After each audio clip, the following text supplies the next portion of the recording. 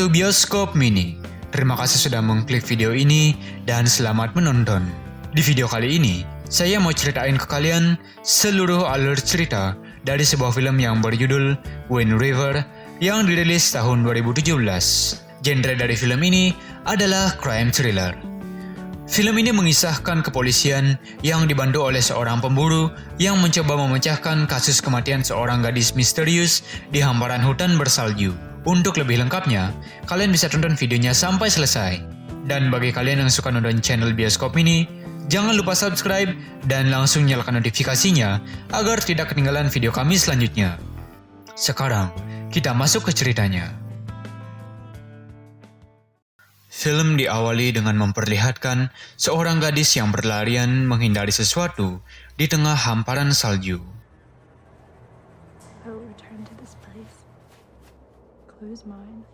Scene kemudian berpindah ke seorang pria bernama Corey yang diperankan oleh Jeremy Renner yang bekerja sebagai seorang pemburu pemangsa ternak.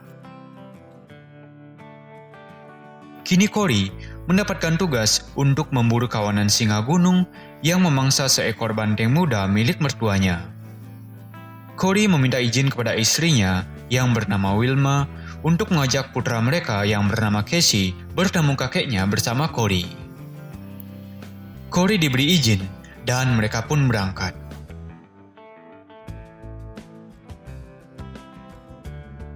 Singkat saja, Corey sudah sampai di tempat mertuanya bersama Casey. Mertua Corey bernama Dan. Mereka disambut dengan sangat baik oleh Dan karena dia sangat merindukan Casey. Dan pun mengajak Corey untuk melihat bangkai bantengnya. Corey memperkirakan dari ciri-cirinya, singa gunung itu ada 3 ekor atau lebih. Corey lanjut dengan berkeliling di daerah itu yang bernama Wind River untuk mencari kawanan singa gunung itu menggunakan motor saljunya. Sampai suatu ketika, Corey melihat jejak kaki berdarah yang aneh di atas salju. Corey pun mulai memakai pakaian kamuflasenya. Corey menelusuri jejak itu. Sampai di akhir jejak, dia menemukan jasad seorang gadis yang mati membeku di sana. Kelihatannya, gadis itu adalah gadis yang kita lihat di awal film. Gadis itu mengeluarkan darah dari mulutnya. Corey langsung melaporkan penemuannya itu kepada pihak polisi. Scene berpindah ke Corey dan Dan yang bersama seorang polisi lokal bernama Ben. Mereka terlihat masih menunggu pihak FBI untuk melakukan penyelidikan. Singkat cerita, agen FBI yang ditunggu akhirnya tiba. Seorang wanita bernama Jane yang diperankan oleh Elizabeth Olsen. Jane terlebih dahulu meminjam seperangkat baju hangat dengan Alice, yaitu istri Dan. Jane akhirnya siap dan mereka pun berangkat dengan motor salju. Sesampainya di sana, terlihat sudah ada beberapa petugas kepolisian yang tengah melakukan penyelidikan dan mengamankan lokasi. Jane mulai melakukan analisa terhadap jasad gadis itu. Jane meminta agar jasad gadis itu dibawa ke pusat medikal untuk dilakukan otopsi. Corey mengatakan kenal dengan gadis itu.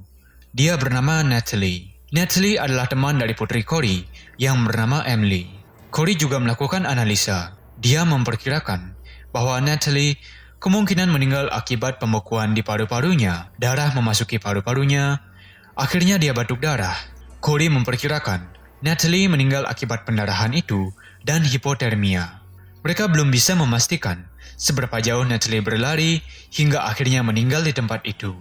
Scene kini berganti ke Corey yang sedang menyiapkan amunisinya untuk memburu pemangsa. Tiba-tiba datang Casey. Casey bertanya tentang kasus kematian Natalie yang Casey pikir Natalie meninggal sama seperti Emily. Corey pun mengiyakannya. Pagi akhirnya tiba. Jane bersama Ben pergi ke pusat medikal.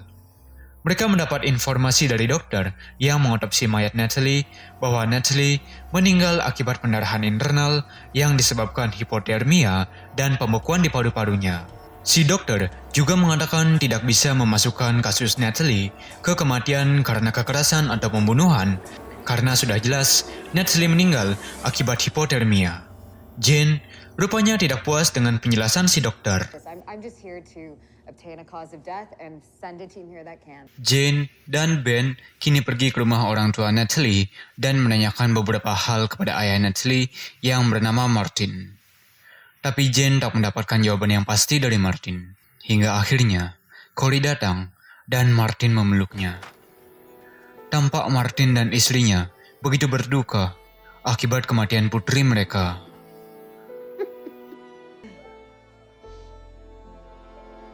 Corey sebagai sahabat mencoba untuk menguatkan Martin. Karena dia sudah pernah merasakan apa yang kini Martin rasakan. Terakhir, Martin meminta kepada Corey untuk mencari orang yang telah menyebabkan kematian putrinya dan menghabisinya. Corey menyanggupi itu dengan tegas kepada Martin. Corey pun mulai bergerak. Mereka kini pergi ke sebuah rumah trailer, rumah terdekat dengan tempat penemuan jasad Natalie. Mereka berpencar. Ben dan Jane menemui seorang bernama Sam. Ben menanyakan tentang Chip kepada Sam. Chip adalah putra dari Martin. Tapi Sam yang mabuk malah menyemprot mereka dengan semprotan merica.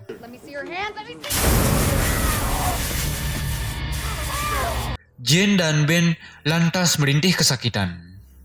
Corey yang ada di belakang dengan sigap melumpuhkan Chip dan temannya yang berusaha kabur. Dengan pandangan yang kabur, Jane masuk ke dalam trailer mencari Sam. Mereka pun baku tembak, sampai akhirnya Jane berhasil melumpuhkan Sam. Mereka kini mulai bertanya kepada Chip tentang Natalie. Chip mengatakan bahwa selama ini Natalie tinggal dengan pacarnya yang bernama Matt. Chip begitu bersedih setelah mendengar kematian Natalie.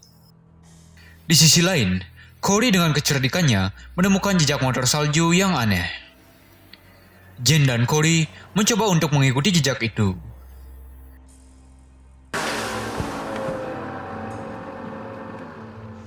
Sampai pada akhirnya, di akhir jejak, mereka menemukan jasad seorang pria yang sudah tidak utuh di tengah salju. Mereka membawa jasad itu ke forensik untuk dicari identitasnya.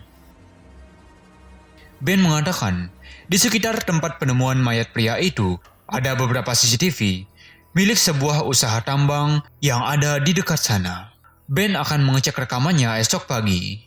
Corey mengajak Chip berbicara dan memaksanya mengatakan yang sebenarnya tentang Matt. Corey mendapatkan sebuah informasi baru dari Chip. Dia mengatakan, Matt bekerja di tambang yang ada di dekat sana sebagai petugas keamanan. Corey meneruskan informasi itu kepada Ben dan Jane. Ben meminta Corey agar dia ikut di penyelidikan keesokan harinya. Corey terlihat menceritakan kasus yang dia coba pecahkan kepada Wilma. Wilma bersedih karena itu mengingatkannya kepada Emily. Selain itu, Wilma juga teringat jika Natalie adalah teman Emily. Corey kini terlihat pulang ke rumahnya bersama Jane. Jane meneruskan sebuah informasi baru kepada Corey bahwa jasad yang mereka temukan tadi siang adalah jasad Matt, pacar Natalie. Kasus ini kini menjadi semakin pelik. Di dalam rumah, Jane melihat foto-foto Corey bersama keluarganya. Corey pun menceritakan bahwa Emily telah meninggal 3 tahun sebelumnya. Corey mengatakan Emily meninggal di tengah hamparan salju sama seperti Natalie. Tubuh Emily ditemukan sejauh 32 km dari rumahnya. Corey juga mengatakan bahwa Emily bersahabat erat dengan Natalie. Natalie lah yang memberitahu Corey jika Emily menghilang sampai akhirnya Emily ditemukan dalam keadaan sudah tidak bernyawa. Corey masih tampak bersedih atas kematian putrinya itu. Pagi pun tiba. Kepolisian dan Corey terlihat bersiap untuk pergi ke tambang. Setelah semua dirasa siap, mereka pun mulai bergerak.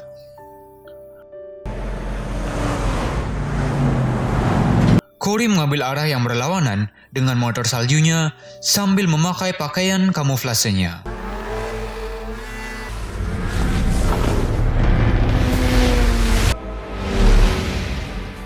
Hingga akhirnya Corey berhenti dan dia melihat jejak singa gunung. Sementara itu, kepolisian bersama Jane sudah sampai di tempat tinggal para pekerja tambang. Mereka disambut oleh para pekerja tambang itu. Ben menanyakan tentang Matt kepada mereka, tapi mereka malah bertanya sebaliknya karena mereka juga sedang mencari Matt. Mereka berkata, Matt bertengkar dengan Natalie sampai akhirnya mereka pergi begitu saja dan tak pernah kembali sampai saat ini. Jane dan kepolisian mulai curiga karena wajah para penambang itu dipenuhi dengan luka. Jane meminta kepada para pekerja tambang agar dia diizinkan melakukan penyelidikan di tempat tinggal Matt. Sementara itu, Corey yang tengah mencari singa gunung kembali melihat jejak motor salju yang aneh.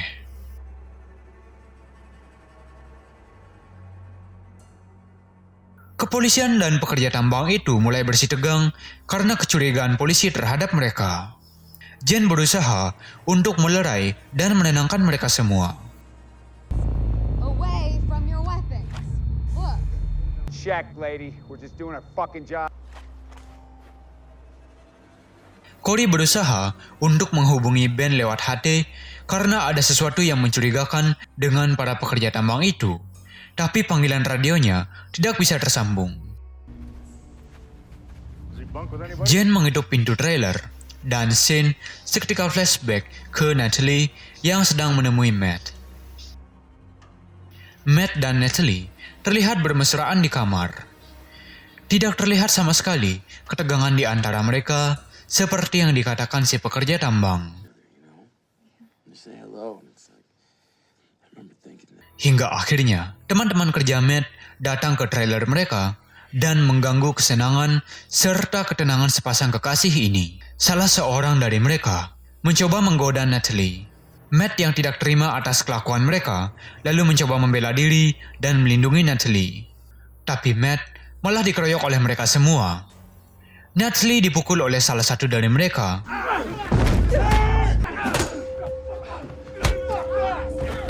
Matt membalas perbuatan pria itu.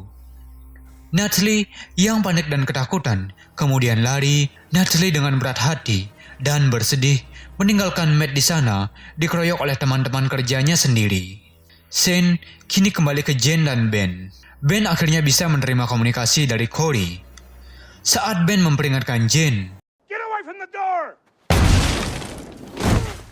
baku tembak terjadi di antara polisi dan para pekerja tambang itu. Semua polisi tewas tertembak dan hanya Jane yang selamat. Tapi sialnya, Jane juga tertembak. Tiba-tiba, mereka semua dihabisi oleh Corey, layaknya membunuh kawanan serigala pemangsa. Salah seorang dari pekerja tambang itu berhasil lolos.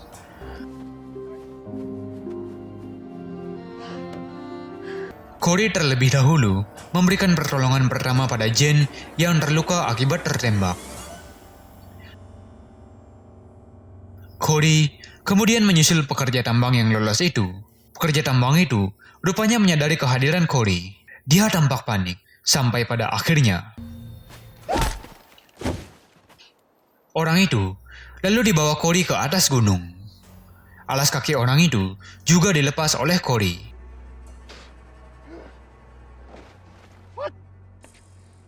Corey memaksa pria itu untuk mengakui perbuatannya. Karena Corey berjanji akan melepaskannya, maka pria itu mengakui perbuatan mereka semua. Mereka telah membunuh Matt dan melecehkan Natalie yang akhirnya membuatnya ketakutan dan lari dari trailer Matt. Sampai akhirnya Natalie meninggal karena hipotermia dan pendarahan di paru-parunya di hamparan padang salju.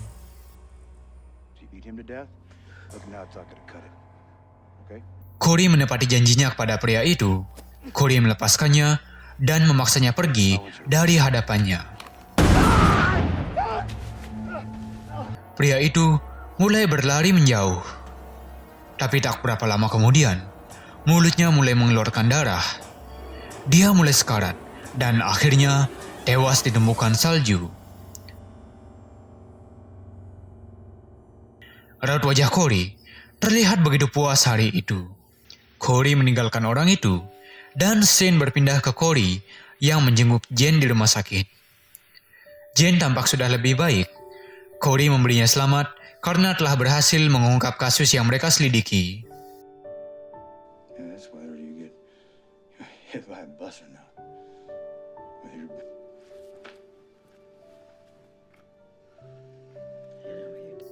Scene kembali berpindah ke Corey yang pergi hendak menemui Martin. Tapi Martin tidak ada di rumahnya. Di rumah Martin, Corey melihat jika Natalie memajang setiap foto kebersamaannya dan kenangannya bersama Emily. Corey tampak begitu terharu. Corey lalu melihat Martin yang berada di belakang rumah.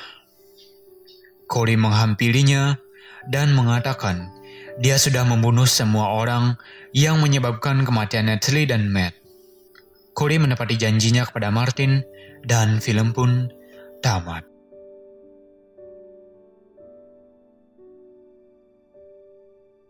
Terima kasih sudah menonton video ini sampai selesai teman-teman. Sekian dulu pembahasan alur cerita dari film Wind River kali ini. Rating dari film ini adalah 7,7 dari 10 di situs IMDb. Terakhir di video ini, jika kalian suka nonton video ini, jangan lupa share, like, dan subscribe. Saya Lex dari Bioskop Mini mengucapkan thanks for watching and see you in the next video guys. Bye-bye.